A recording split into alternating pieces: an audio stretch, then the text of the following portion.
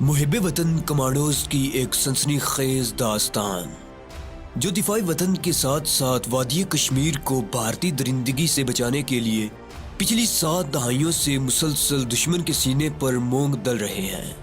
کہانی کی طرف بڑھنے سے پہلے آپ سے گزارش ہے کہ چینل کو سبسکرائب کیجیے اور ویڈیو کو لائک کیجیے۔ آئیے کہانی کی طرف چلتے ہیں۔ اسے دیکھ کر ایک کتا بھونکتا ہوا اس کی جانب لپکا۔ عمران دوڑ کر کوٹھی کے برآمدے میں آ گیا اور کتے سے بچنے کی کوشش کرنے لگا۔ کتے کے بھونکنے کی آواز سن کر ایک ساڑی والی عورت باہر آ گئی۔ اس نے آتے ہی کتے کو جھڑک کر کہا، موتی خبردار واپس جاؤ چلو۔ کتا مالکن کو دیکھ کر چیوں چیوں کرتا واپس چلا گیا۔ عمران ساڑی والی عورت کی طرف اور ساڑی والی عورت عمران کی طرف دیکھنے لگی۔ عورت نے کہا، تم گنگا دین ہو؟ عمران نے یوں ہی کہہ دیا، جی ہاں۔ عورت نے کہا، اندر آ جاؤ۔ عورت عمران کو اپنے ساتھ ڈرائنگ روم میں لے گئی۔ عمران کھڑکی کے شیشے میں سے بار بار باہر کوٹھی کے گیٹ کی طرف دیکھ رہا تھا۔ عورت نے کہا، تمہیں امرتسر سے بجلی پہلوان نے بھیجا ہے؟ عمران نے دیکھ لیا تھا کہ وہی سکھ سنتری کوٹھی کے گیٹ میں داخل ہو چکا تھا۔ اس نے عورت سے کہا، جی ہاں، مجھے امرتسر سے بجلی پہلوان نے بھیجا ہے۔ عمران سمجھ گیا تھا کہ یہ عورت امرتسر سے کسی بجلی پہلوان کے بھیجے ہوئے گنگا دین نامی آدمی کا انتظار کر رہی ہے اور اسے اس عورت نے گنگا دین سمجھ لیا ہے۔ اب اگر پولیس والے نے اس سے عمران کے بارے میں پوچھا بھی تو یہ کہہ دے گی کہ یہ اپنا آدمی ہے۔ عورت نے صوفے کی طرف اشارہ کر کے کہا، یہاں بیٹھ جاؤ، میں تمہارے لیے چائے بنواتی ہوں۔ اتنے میں دروازے کی گھنٹی بجی۔ عورت ڈرائنگ روم کا دروازہ کھول کر باہر چلی گئی۔ عمران کھڑکی کے قریب آ کر اوٹ میں ہو کر کھڑکی کے شیشے میں سے باہر دیکھنے لگا۔ ساڑی والی عورت سکھ سنتری سے باتیں کر رہی تھی۔ تھوڑی دیر بعد سکھ سنتری واپس چلا گیا۔ عمران جلدی سے صوفے پر بیٹھ گیا۔ عورت دروازہ بند کر کے اس کے پاس آ کر کسی قدر تلخ لہجے میں بولی، گنگا دین، تم عجیب سے بے وقوف آدمی ہو۔ بجلی پہلوان کے آدمی ہو کر ایسی بے وقوفی کی باتیں کر رہے ہو۔ تمہیں معلوم نہیں تمہارے پہلوان کے آدمی اکثر وارداتیں کرتے رہتے ہیں اور پولیس ان کے پیچھے لگی رہتی ہے۔ تمہیں چاہیے تھا کہ رات کے وقت بٹا لے آتے۔ عمران نے کہا، بی بی جی غلطی ہو گئی، بس خیال نہیں رہا۔ عورت عمران کے پاس صوفے پر بیٹھ گئی، کہنے لگی، سکھ سپاہی تمہیں پکڑ کر تھانے لے جانا چاہتا تھا۔ میں نے اسے کہا کہ تم میرے اپنے آدمی ہو، ایسی کوئی بات نہیں ہے، اور وہ چلا گیا۔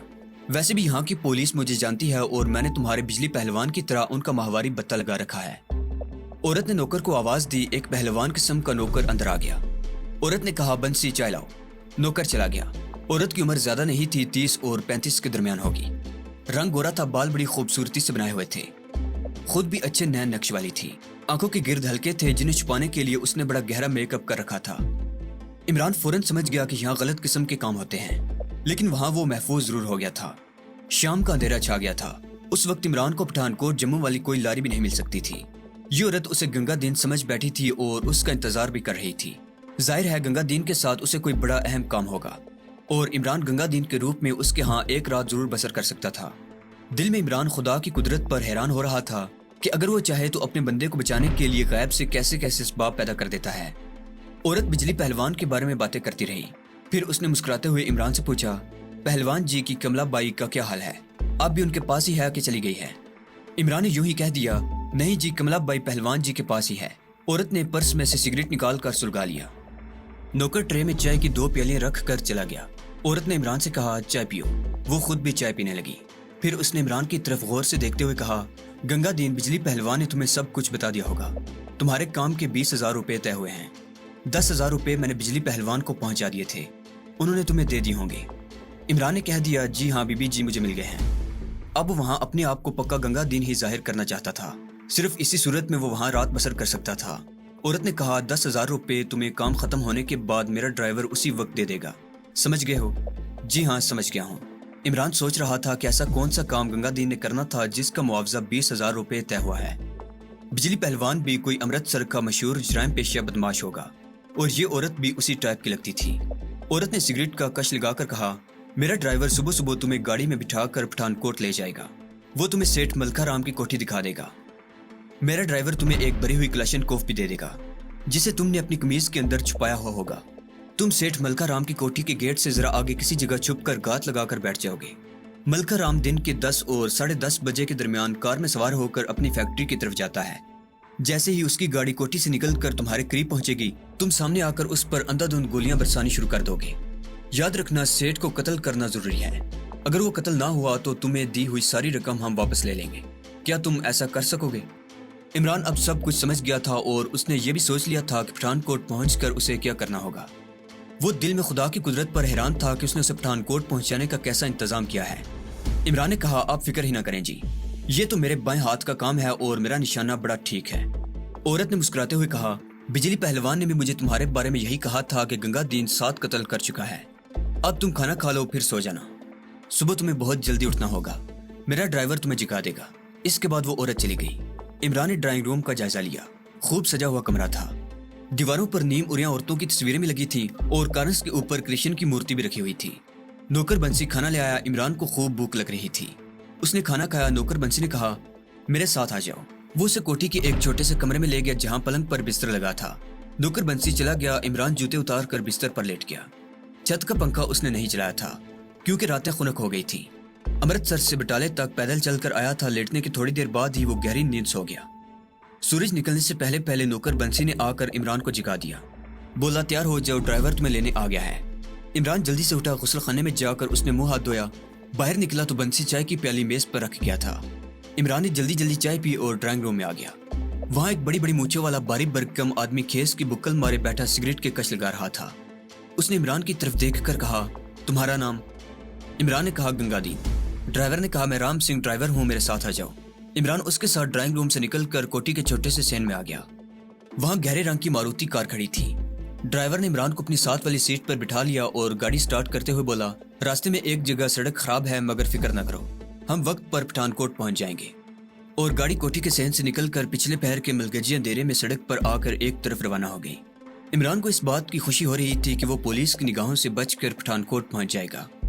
پٹھان کوٹ پہنچنے کے بعد اس نے جو کچھ کرنا تھا وہ عمران نے پہلے سے سوچ رکھا تھا۔ کار بٹالے سے چلی تھی تو پچھلے پہر کا وقت تھا۔ راستے میں دن نکل آیا۔ رام سنگھ بڑا تجربے کا ڈرائیور تھا۔ ابھی میدانی علاقہ تھا، سڑک پر صبح کے وقت رش بھی نہیں تھا۔ وہ کافی تیز گاڑی لے جا رہا تھا۔ گورداس پور آیا اور گزر گیا۔ اس کے بعد نیم پہاڑی علاقہ شروع ہو گیا، پھر سبحان پور آ گیا۔ رام سنگھ نے کہا، یہاں ہم ناشتہ کریں گے۔ گھڑی دیکھ کر کہنے لگا، ہم پٹھان کوٹ ٹھیک وقت پر پہنچ جائیں گے۔ سبحان پور میں چائے کی دکانوں کے پاس اس نے گاڑی کھڑی کر دی۔ وہاں انہوں نے ناشتہ کیا اور آگے روانہ ہو گئے۔ اب نیم پہاڑی علاقہ شروع ہو گیا تھا۔ جس وقت دور سے پٹھان کوٹ شہر کے مکان نظر آنے لگے تو رام سنگھ نے اپنی گاڑی پر وقت دیکھا اور بولا، گنگا دین دیکھ لو، ہم رائٹ ٹائم پر پہنچے ہیں، 10 بج رہے ہیں۔ تمہارے شکار کے اپنی کوٹھی سے نکلنے میں آدھا گھنٹہ باقی ہے۔ وہ ٹھیک وقت پر روزانہ فیکٹری جاتا ہے۔ عمران نے یوں ہی پوچھ لیا، اس آدمی سے بی بی جی کی کوئی پرانی دشمنی لگتی ہے؟ رام سنگھ ڈرائیور نے گاڑی کو شہر کی ایک سڑک پر ڈالتے ہوئے کہا، تم یہ مت پوچھو، بس جا کر اپنا کام کرو اور میرے پاس واپس آ جاؤ۔ عمران خاموش رہا۔ گاڑی پٹھان کوٹ کی ایک بارونق سڑک پر سے گزرتی ہوئی ایک نئی کالونی والے علاقے میں داخل ہو گئی، جہاں بڑی خوبصورت کوٹھیاں اور بنگلے بنے ہوئے تھے۔ گاڑی آگے بڑھتی چلی گئی۔ ایک جگہ پہنچ کر رام سنگھ ڈرائیور نے گاڑی کی سپیڈ کم کر دی اور اسے بائیں جانب موڑ دیا۔ یہاں بنگلوں کی ایک قطار کچھ دور تک چلی گئی تھی۔ رام سنگھ نے کچھ فاصلے پر گاڑی کھڑی کر دی اور عمران سے کہا، گنگا دین تم گاڑی میں ہی بیٹھے رہو۔ عمران گاڑی کے اندر ہی بیٹھا رہا۔ رام سنگھ گاڑی سے اتر کر گاڑی کے بونٹ کے پاس گیا۔ اس نے بونٹ کھول دیا اور انجن کو چیک کرنے لگا، پھر بونٹ کو اسی طرح کھلا چھوڑ کر عمران کے پاس آ کر بیٹھ گیا۔ اس نے ایک بنگلے کی طرف اشارہ کر کے کہا، وہ کالے گیٹ والا دروازہ ملکھا رام کی کوٹھی کا ہے۔ ٹھیک 10:30 بجے کوٹھی کے اندر سے اس کی گاڑی نکلے گی جسے ڈرائیور چلا رہا ہوگا۔ سیٹھ ملکھا رام پچھلی سیٹ پر بیٹھا ہوگا۔ تم سامنے والے درختوں کے پیچھے گات لگا کر بیٹھو گے۔ جیسے ہی سیٹھ کی گاڑی باہر آئے گی تم سامنے آ کر اس پر کلاشن کوف کا فائر کھول دو گے۔ جب تمہیں یقین ہو جائے گا کہ سیٹھ مر چکا ہے تو دوسری کوٹھی کے پیچھے سے دوڑ کر وہ سامنے والے درخت کے پاس آ جانا۔ میں گاڑی سٹارٹ کیے وہاں تمہارا انتظار کر رہا ہوں گا۔ رام سنگھ ڈرائیور نے عمران کو وہ درخت بھی دکھا دیا جس کے پاس وہ گاڑی سٹارٹ کیے عمران کا انتظار کر رہا ہوگا۔ اس کے بعد سیٹ کے نیچے سے رام سنگھ ڈرائیور نے کپڑے میں لپٹی ہوئی کلاشن کوف نکال کر عمران کو دکھائی اور کہا، یہ فل لوڈ ہے، تم اسے چلانا جانتے ہو نا گنگا دین؟ عمران نے کہا، بالکل جانتا ہوں مہاراج، آپ فکر ہی نہ کریں۔ سمجھ لو ملکھا رام کی زندگی کے بس یہی تھوڑے سے منٹ رہ گئے ہیں۔ رام سنگھ ڈرائیور مسکرانے لگا۔ اس نے کلاشن کوف اسی کپڑے میں لپیٹ کر عمران کو دی اور بولا، پورا میگزین سیٹ اور اس کے ڈرائیور پر ختم کر دینا۔ فکر نہ کرنا، یہاں سب دولت مند بزدل لوگ رہتے ہیں۔ فائرنگ کی آواز سن کر کوئی بنگلے سے باہر نہیں نکلے گا اور پولیس کا تھانہ یہاں سے کافی دور ہے۔ جاؤ، میں سامنے درخت کے نیچے تمہارا انتظار کروں گا، رام بھلی کرے گا۔ عمران نے کپڑے میں لپٹی ہوئی کلاشن کوف بغل میں دبائی اور گاڑی سے نکل کر سیٹھ ملکھا رام کی کوٹھی کی طرف چل پڑا۔ کوٹھیوں کی قطار جہاں سے شروع ہوتی تھی عمران اسی جانب مڑ گیا۔ وہاں سے تیسری کوٹھی اس ملکھا رام سیٹھ کی تھی جس کو قتل کرنے کے لیے عمران کو گنگا دین سمجھ کر بھیجا گیا تھا، مگر اب وہ گنگا دین نہیں تھا، کمانڈو عمران تھا جس نے گنگا دین کے بیس میں صرف پٹھان کوٹ تک پہنچنا تھا، جہاں اسے کٹھوا جموں توی والی لاری پکڑ کر کشمیر کے محاذ کی طرف فرار ہونا تھا۔ और वो पठानकोट पहुंच चुका था। इमरान ने निगाह सेठ मलका राम की कोठी की तरफ डाली। कोठी का काला गेट बंद था। बाहर नेम प्लेट पर सेठ का नाम हिंदी और अंग्रेजी दोनों जुबानों में लिखा हुआ था।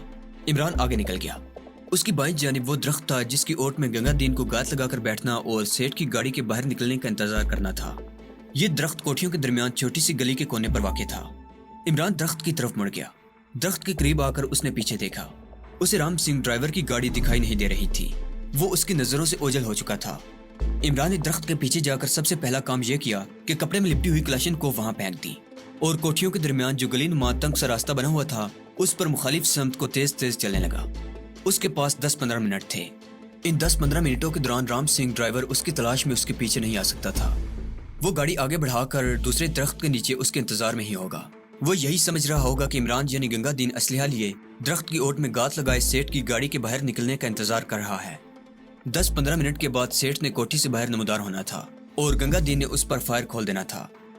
फायर के धमाकों की आवाज सुनकर राम सिंह ने गाड़ी का इंजन स्टार्ट कर देना था ताकि गंगादीन दौड़ता हुआ आए और वो उसे गाड़ी में बिठाकर वहां से फरार हो जाए। लेकिन वहां कुछ और ही ड्रामा हो रहा था। 10-15 मिनट के अंदर अंदर इमरान सेठ मलका राम की कोठी से बहुत दूर निकल गया था।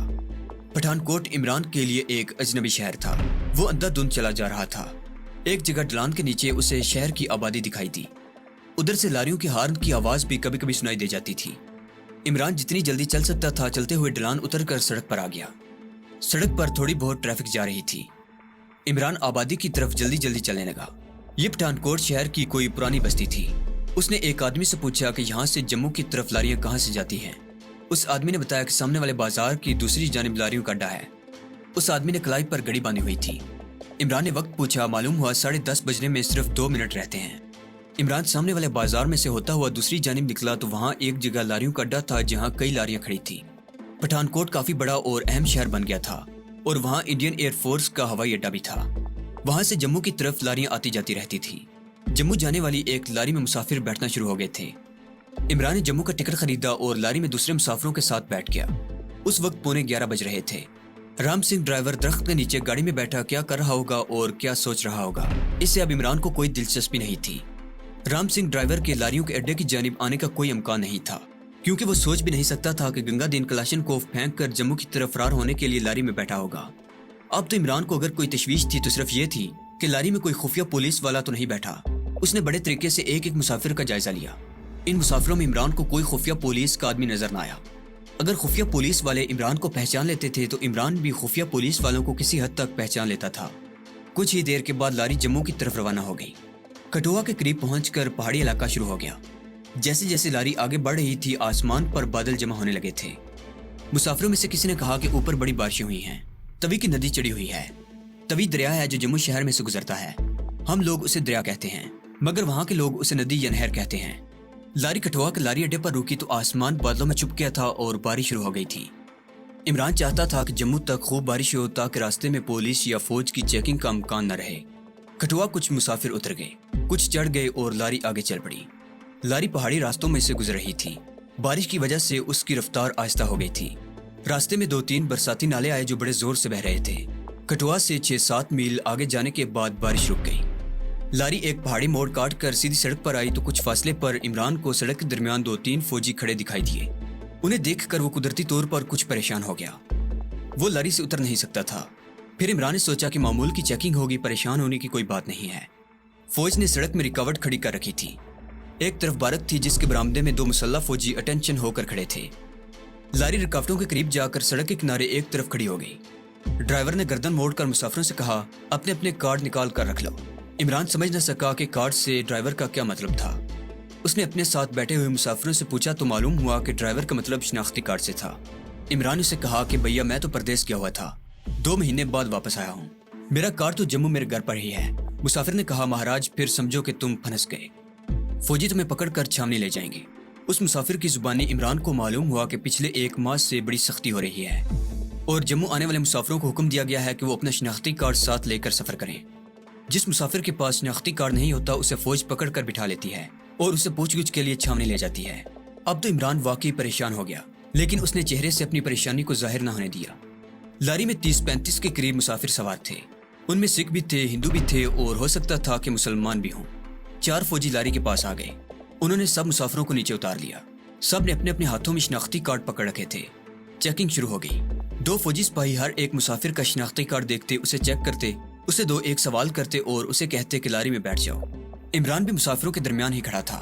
اس نے سوچ لیا تھا کہ وہ شناختی کارڈ کے نہ ہونے کا کیا جواز پیش کرے گا۔ اس کی بھی باری آ گئی۔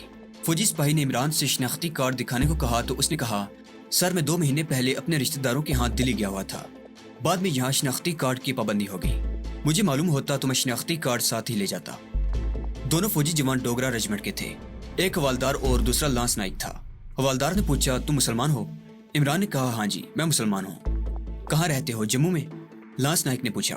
عمران نے کہا، جناب بڑے مندر والے بازار میں ہماری اسٹیشنری کی دکان ہے، میرا نام عبدالرشید ڈار ہے۔ تم کشمیری ہو؟ دوسرے نے سوال کیا۔ عمران بولا، جناب میں مالیر کوٹلے کا پنجابی کشمیری ہوں، والد صاحب ایک عرصے سے جموں آ کر آباد ہو گئے تھے، میں اسٹیشنری کی دکان پر والد صاحب کے ساتھ ہی کام کرتا ہوں۔ حوالدار نے پوچھا، تم بڑے مندر والے بازار میں رہتے ہو، اس مندر کا نام کیا ہے؟ عمران نے کہا، نام اس وقت یاد نہیں آ رہا۔ حوالدار نے لانس نائک سے کہا، اس کو لے جا کر برآمدے میں بٹھاؤ، اسے کیمپ میں CO صاحب کے آگے پیش کیا جائے۔ اس سے پہلے کہ عمران کچھ کہتا، ڈوگرا لانس نائک اسے بازو سے پکڑ کر سڑک کے کنارے چیک پوسٹ کی بارک کے برآمدے کی طرف لے گیا۔ برآمدے میں اس نے عمران کو ستون کے پاس بٹھا دیا اور ایک فوجی سے کہا، اس کو قابو میں رکھو۔ یہ کہہ کر لانس نائک لاری کی طرف چلا گیا۔ ڈوگرا فوجی سپاہی جن کے پاس رائفلیں تھیں عمران کے دائیں بائیں آ کر کھڑے ہو گئے۔ خطرے کا الارم بج چکا تھا۔ ڈوگرا فوجی عمران کو کیمپ میں لے جا کر اپنے کمانڈنگ آفیسر کے سامنے پیش کرنے والا تھا۔ اس کا مطلب سوائے اس کے اور کچھ نہیں تھا کہ عمران پکڑا گیا تھا۔ اس نے فرار کی ترکیبیں سوچنی شروع کر دی۔ لاری کے 10-11 مسافر ہی چیک ہونے والے رہ گئے تھے۔ اس کے بعد عمران کو کسی فوجی گاڑی میں بٹھا کر فوجی کیمپ میں لے جایا جانا تھا۔ عمران کے پاس صرف 6 منٹ ہی تھے۔ اس کو جو کچھ کرنا تھا ان 6-7 منٹوں میں ہی کرنا تھا۔ اگر وہ اس دوران فرار ہونے میں کامیاب نہیں ہوتا تو پھر ٹارچر سیل تھے، وحشیانہ تشدد تھا اور ایک اذیت ناک موت تھی۔ عمران نے ارد گرد ایک نگاہ ڈالی۔ وہ بارک کے برآمدے میں جہاں بیٹھا ہوا تھا وہاں اس کے پیچھے پہاڑی ڈھلان تھی جو دور نیچے تک چلی گئی تھی۔ نیچے گہری کھائی تھی جہاں ایک تیز رفتار برساتی نالا بہ رہا تھا۔ پہاڑی ڈھلان نیچے برساتی نالے تک چلی گئی تھی۔ ڈھلان پر کوئی جاڑی وغیرہ بھی نہیں تھی، سوکھی گھاس ہی گھاس تھی۔ عمران نے لاری کی طرف دیکھا، چیک ہونے والے صرف 3 مسافر رہ گئے تھے۔ عمران نے اپنے دائیں بائیں کھڑے ڈوگرا فوجیوں کو دیکھا، دونوں اٹینشن ہو کر کھڑے تھے، رائفلیں انہوں نے کندھوں کے ساتھ لگا رکھی تھی۔ عمران نے سر کھجانے کے بہانے ایک بار پھر نیچے ڈھلان کی طرف دیکھا۔ دور نیچے برساتی نالا زور و شور سے موجیں اوپر کو اچھالتا بہ رہا تھا۔ کاؤنٹ ڈاؤن ختم ہونے والا تھا۔ اذیت ناک موت کا ہاتھ عمران کی طرف بڑھ رہا تھا۔ جہاں وہ بیٹھا تھا وہاں موت یقینی تھی۔ نیچے بھی اگرچہ موت تھی لیکن زندگی کی امید بھی تھی۔ ڈوگرا حوالدار اور لانس نائک نے لاری کے مسافروں کی چیکنگ ختم کر لی تھی اور اب وہ بارک کے برآمدے کی طرف آ رہے تھے۔ جیسے ہی انہوں نے فوجی انداز میں چلتے ہوئے برآمدے کی پہلی سیڑھی پر قدم رکھے، عمران نے اپنے آپ کو نیچے ڈھلان پر گرا دیا۔ ڈھلان پر گرتے ہی وہ فٹ بال کی طرح گھومتا کلا بازیاں کھاتا نیچے ہی نیچے جانے لگا۔ اسے 303 رائفل کے دھماکے سنائی دینے لگے۔ اوپر سے فوجیوں نے اس پر فائرنگ شروع کر دی تھی۔ گولیاں کہاں جا رہی تھی اس کی عمران کو کچھ خبر نہیں تھی۔ اسے صرف اتنا احساس تھا کہ ابھی تک کوئی گولی اسے نہیں لگی تھی۔ وہ فٹ بال کی طرح اچھل اچھل کر ڈھلان پر ادھر سے ادھر لڑکتا ہی چلا جا رہا تھا اور پھر برساتی نالے کے ٹھنڈے پانی میں گر پڑا۔ طوفانی نالے کی تیز رفتار موجیں اسے ادھر ادھر گھماتی اوپر نیچے کرتی ہوئی آگے ہی آگے لے جانے لگی۔ اس کا سر بھی کبھی موجوں میں ڈوب جاتا، کبھی موجوں سے باہر نکلا تھا۔ ایک بار اس کا سر پانی سے باہر نکلا تو اسے فائرنگ کے دھماکوں میں گاڑی کے انجن کے سٹارٹ ہونے کی آواز بھی سنائی دی۔ وہ سمجھ گیا کہ فوج نے اس کا پیچھا کرنا شروع کر دیا ہے۔ ابھی تک وہ زندہ تھا، ابھی تک اسے کوئی گولی نہیں لگی تھی۔ برساتی نالے کی موجیں اس قدر تیز رفتار تھیں کہ عمران کے پاؤں کسی جگہ ٹک نہیں رہے تھے۔ تیز رفتار موجیں اسے ہاتھ پیر مارنے کی بھی مہلت نہیں دے رہی تھی۔ اس پر اوپر سے مسلسل فائر آ رہا تھا۔ یہ فائرنگ اس فوجی جیپ سے ہو رہی تھی جس میں 4 ڈوگرا فوجی سوار برساتی نالے کے ساتھ ساتھ عمران کا تعاقب کر رہے تھے۔ لیکن نالا کافی نیچے گہرائی میں تھا اور عمران اوپر والے فوجیوں کو اب نظر بھی نہیں آ رہا تھا۔ وہ اندازے سے نالے پر فائرنگ کرتے جا رہے تھے۔ عمران کو یہی ڈر تھا کہ اگر برساتی نالے کے اوپر ساتھ ساتھ جانے والی پہاڑی سڑک کسی جگہ نالے کے برابر آ گئی تو وہ پانی میں دیکھ لیا جائے گا اور اندھا دھند فائرنگ کی زد میں آ جائے گا۔ لیکن ابھی تک ایسی کوئی بات نہیں ہوئی تھی۔ نالا اور ڈھلان کی طرف جا رہا تھا جس کی وجہ سے موجوں کی رفتار میں اضافہ ہو گیا تھا اور وہ عمران کو مزید تیزی سے آگے ہی آگے بہائے لیے جا رہی تھی۔ عمران زیادہ سے زیادہ اپنے آپ کو پانی کے اندر رکھنے کی کوشش کر رہا تھا۔ ایک سیکنڈ کے لیے اس کا سر پانی سے باہر آتا تو وہ اپنی دونوں جانب پہاڑی کی ڈھلان دیکھتا جو دور اوپر تک چلی گئی تھی۔ اوپر سے فائرنگ اب وقفے وقفے سے ہونے لگی تھی۔ شاید اس لیے جیپ میں نالے کے ساتھ ساتھ اس کا تعاقب کرتے ڈوگرا فوجیوں کی نظروں سے عمران اوجھل ہو گیا تھا۔ ایک بار عمران کا سر تیز رفتار موجوں سے پھر ابھرا تو اس کو سامنے ایک تاریک سرنگ کا دھانا دکھائی دیا اور دوسرے لمحے برساتی نالا شور مچاتا موجوں کو اچھالتا سرنگ میں داخل ہو گیا۔ سرنگ میں سوائے اندھیرے اور موجوں کے گونجتے ہوئے شور کے اور کچھ نہیں تھا، لیکن عمران نے خدا کا شکر ادا کیا، وہ ڈوگرا فوجیوں کی فائرنگ سے بچ گیا تھا۔ عمران نے محسوس کر لیا تھا کہ طوفانی نالا زیادہ گہرا نہیں ہے، مگر اس کے پاؤں ابھی تک نالے کی تہہ پر نہیں ٹکے تھے۔ وہ پاؤں جمانے کی کوشش کرتا تو تیز رفتار پانی کی موجیں اس کے پاؤں اکھاڑ دیتی تھی۔ وہ سرنگ کے اندر بہتا چلا گیا۔ سرنگ ختم ہونے کا نام نہیں لے رہی تھی۔ ایک جگہ عمران نے محسوس کیا کہ سرنگ اندھیرے میں ایک طرف مڑ گئی ہے۔ یہاں پانی کا بہاؤ اور زیادہ تیز ہو گیا تھا۔ سرنگ میں ہلکی ہلکی سفیدی جھلکنے لگی، پھر ایک دم سے روشنی ہو گئی۔ طوفانی نالا سرنگ سے باہر آ گیا تھا اور باہر دن کی روشنی چاروں طرف پھیلی ہوئی تھی۔ سرنگ سے باہر نکلتے ہی پانی کا بہاؤ سست پڑ گیا۔ عمران نے تیرنا شروع کر دیا کیونکہ وہاں پانی گہرا تھا۔ اس نے دیکھا کہ برساتی نالا دو اونچے پہاڑوں کے درمیان ایک دریا میں آ کر شامل ہو گیا ہے، جس کا پاٹ کافی چوڑا تھا۔ عمران تیرتا چلا جا رہا تھا۔ اسے معلوم تھا کہ یہ دریا آگے جا کر اس سے بھی بڑے دریا میں اتر جائے گا۔ اسے یہ بھی معلوم تھا کہ یہ دریا پاکستان کی طرف نہیں جا رہا، بلکہ اس کے دشمن ملک سے گزرتا ہوا سمندر میں جا گرے گا۔ وہ ابھی پاکستان جانا بھی نہیں چاہتا تھا۔ ابھی کشمیر پر غاصب بھارتی فوجوں کا قبضہ تھا۔ ابھی اپنی آزادی کا حق مانگنے والے کشمیری مسلمانوں کو بھارتی فوج وحشیانہ ظلم و تشدد کا نشانہ بنا رہے تھے۔ ابھی کشمیر کے در و دیوار جل رہے تھے۔ ابھی کشمیر کے چناروں سے آگ کے شعلے بلند ہو رہے تھے۔ ابھی وہ کیسے پاکستان جا سکتا تھا؟ وہ میدان جنگ میں تھا، وہ میدان جہاد میں تھا، وہ میدان کربلا میں تھا، اور میدان کربلا میں دشمن سے جنگ کرتے ہوئے شہید ہو جانے کی سعادت سے محروم ہونے کا وہ تصور بھی نہیں کر سکتا تھا۔ ابھی وہ شہید نہیں ہوا تھا۔ ابھی کشمیر آزاد نہیں ہوا تھا۔ وہ اللہ کا شیر تھا، اسلام کا سپاہی تھا۔ اسے ایک نئی آن، ایک نئی شان اور پہلے سے زیادہ غضبناک جذبے کے ساتھ قہر کی بجلیاں بن کر دشمن پر جپٹنا تھا۔ عمران نے تیرتے تیرتے اللہ اکبر کا فلک شگاف نعرہ مارا اور کنارے کی طرف بڑھنے لگا، دشمن کی طرف بڑھنے لگا۔ تو دوستو، یہ تھی کمانڈو 2 سیریز جو ایک طویل سفر طے کر کے آخر اپنے اختتام کو پہنچی۔ لیکن ہم یہ تو نہیں کہہ سکتے کہ کہانی یہاں ختم ہوتی ہے، کیونکہ نہ تو ابھی تک کشمیر آزاد ہوا اور نہ ہمارا بہادر کمانڈو ہی شہادت کے عظیم رتبے تک پہنچا۔ عظیم محب وطن دوستو، آپ کو یہ سیریز کیسی لگی؟ کمنٹ باکس میں تمام بھائی اپنی اپنی آراء کا اظہار کیجیے۔ ہم آپ کے جواب کے منتظر ہیں۔ ملتے ہیں ایک نئی سیریز میں۔ آپ کی بے پناہ محبت اور سپورٹ کے لیے اعلان حقیقت ٹیم آپ کی بے حد شکر گزار ہے۔ اللہ نگہبان۔